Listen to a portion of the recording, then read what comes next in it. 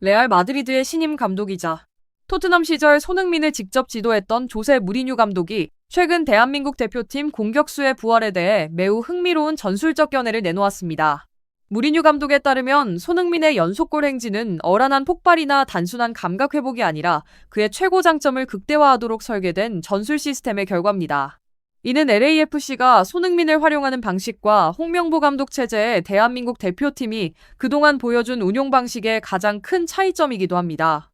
조세 무리뉴가 지적한 홍명보 감독의 놓친 점, 이것이 손흥민이 갑자기 골을 몰아치는 진짜 이유다.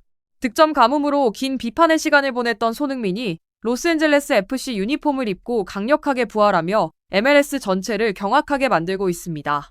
3경기 연속골, 공격진에서 가장 위협적인 선수로의 활약, 그리고 LAFC의 4연승 견인까지 손흥민은 아시아 최고 공격수로서의 위상을 완벽히 되찾았습니다.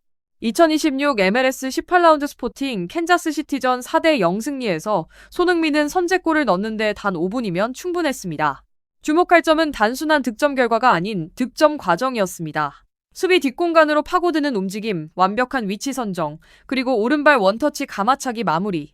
이는 그가 유럽 무대에서 수년간 보여준 시그니처 골 그 자체였습니다. 경기 후 통계는 한국 슈퍼스타의 활약을 더욱 돋보이게 했습니다. 그는 경기 최다인 4개의 슈팅을 기록했습니다. 기대 득점 값인 XG는 0.27에 불과했지만 유효 슈팅 기대 득점인 XG-OT는 1.02에 달했습니다.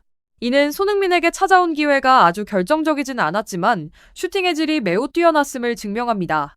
이것이 바로 월드클래스 골잡이의 역량입니다. 하지만 전문가들의 시선을 가장 사로잡은 것은 다름 아닌 이색적인 통계 하나였습니다. 85분 동안 경기장을 누비는 동안 손흥민은 태클, 공회수, 클리어링, 인터셉트를 단 한 차례도 기록하지 않았습니다. 모든 수비 지표가 0이었습니다.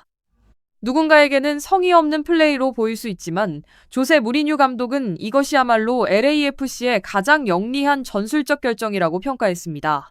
전술 분석에서 무리뉴는 많은 현대 축구 감독들이 공격수에게 너무 많은 역할을 요구하는 실수를 저지르고 있다고 지적했습니다. 전방 압박, 깊숙한 수비 가담, 빌드업 참여까지 요구하면서 동시에 득점까지 기대한다는 것입니다. 포르투갈 출신 거장의 설명에 따르면 이러한 요구는 손흥민처럼 타고난 득점력을 가진 선수들의 가장 큰 무기를 무력화시킵니다. 토트넘에서 손흥민을 지도했던 무리뉴는 그를 누구보다 잘 알고 있습니다. 그는 손흥민이 공을 많이 만져야 하는 유형의 공격수가 아니라고 말합니다. 볼터치는 적더라도 위험 지역에서 제때 등장할 때 더욱 무서운 선수가 된다는 것입니다. 손흥민의 가장 큰 강점은 3, 4명을 제치는 드리블이나 경기를 조율하는 능력이 아닙니다. 그의 진짜 무기는 폭발적인 스피드, 공간 침투 능력, 지능적인 무지성 움직임, 그리고 단 한 번의 터치로 마무리 지어버리는 결단력입니다. 이러한 장점을 극대화하기 위해 가장 먼저 해야 할 일은 결정적인 순간에 스피드를 낼 수 있도록 에너지를 보존해주는 것입니다. 이것이 바로 LAFC가 하고 있는 전략입니다. 상대 진영에서부터 지속적인 전방 압박을 강요하거나 박스 안까지 내려와 수비하게 하는 대신 LAFC 코칭 스태프는 손흥민에게 높은 위치를 유지할 것을 요구합니다. 팀이 공을 잃었을 때도 손흥민은 역습 기회를 노리며 최전방에 머물러 있습니다. 이는 두 가지 큰 이점을 가져옵니다. 첫째, 손흥민은 경기 내내 최고의 체력 상태를 유지할 수 있습니다. 수비 가담을 위해 지속적으로 하프라인 아래로 내려오는 공격수는 근육 내 글리코겐을 급격히 소모하게 됩니다. 결국 승처처가 되는 순간에는 폭발적인 스피드가 떨어질 수밖에 없습니다. 반면 LAFC의 손흥민은 공을 되찾아왔을 때 30펀에서 40펀을 전속력으로 질주할 수 있는 힘을 항상 남겨두고 있습니다.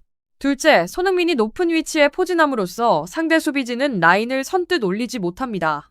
집중력이 조금만 흐트러져도 손흥민은 특유의 스피드로 뒷공간을 즉시 파고들기 때문입니다.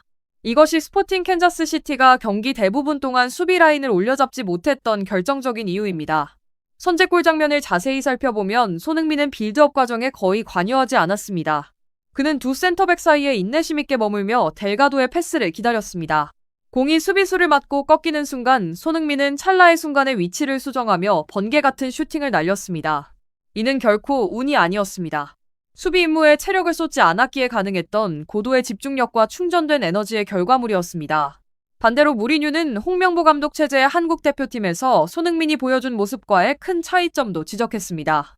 대표팀에서 손흥민은 높은 강도의 전방 압박 시스템에 자주 동원되었습니다. 측면 공간을 메우고 풀백을 지원하며 중원 싸움에 참여한 뒤에야 비로소 공격으로 전환해야 했습니다. 이로 인해 한 경기 동안 손흥민의 활동 거리는 크게 늘어났습니다. 결과적으로 승부를 가르는 결정적인 순간에 최대 스피드를 낼 수 없게 되었습니다. 뿐만 아니라 수비에서 공격으로 끊임없이 전환해야 하는 상황은 손흥민이 박스 안에 진입하는 빈도를 줄어들게 만들었습니다. 공격수가 득점 구역에 머무는 시간이 적어질수록 득점 확률이 떨어지는 것은 당연한 이치입니다.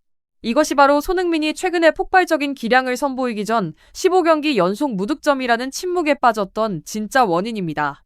주목할 점은 LAFC의 변화가 전술적으로 결코 복잡하지 않다는 것입니다.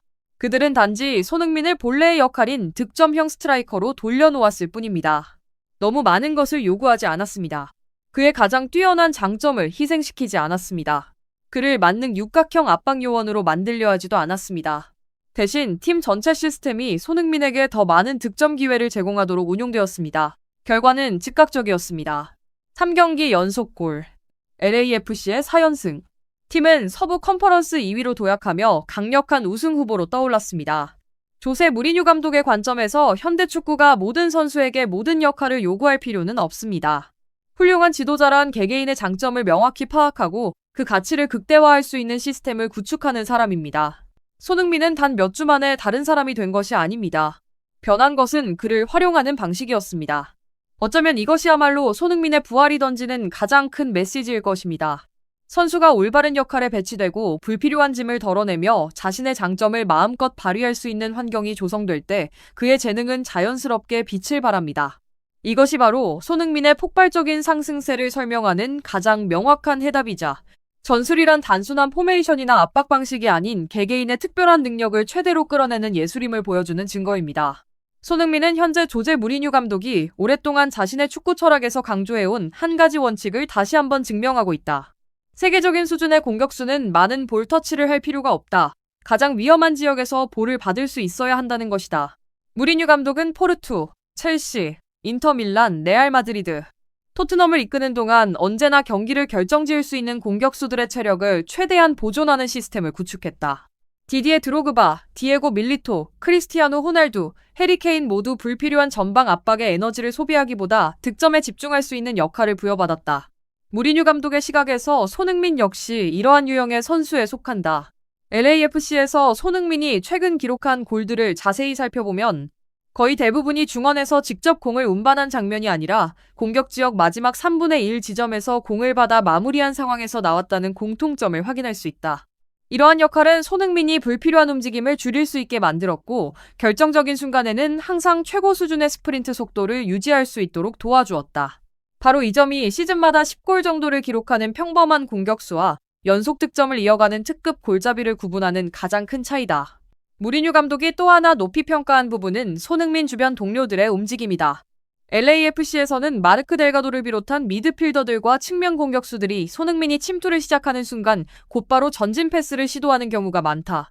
덕분에 손흥민은 상대 수비가 진영을 완전히 갖추기 전에 뒷공간을 효과적으로 공략할 수 있다. 반면 대한민국 대표팀에서는 상황이 다르다. 손흥민은 종종 동료들이 빌드업을 마칠 때까지 기다려야 하고 그 사이 상대 수비는 이미 수비 라인을 정비한 상태가 된다.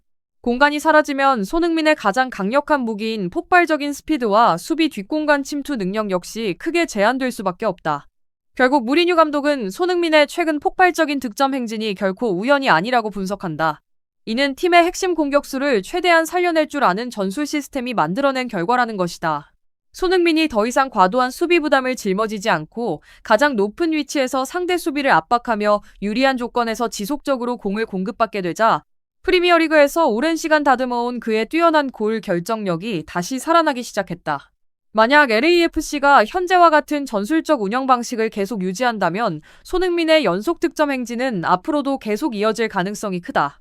그리고 그는 2026 MLS 우승 경쟁에서 팀의 운명을 좌우하는 가장 결정적인 선수로 자리매김할 수 있을 것이다.